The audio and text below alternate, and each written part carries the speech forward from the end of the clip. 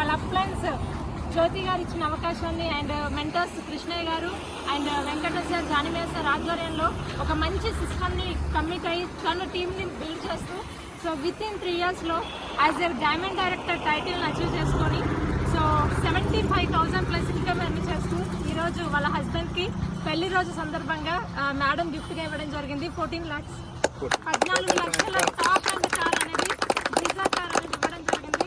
Really great. Sir no sir no మరి ఒక house wife కలుసుకొని చేయగలిగినప్పుడు మీరు అందరు చేయగలుగుతారా? చేద్దామా?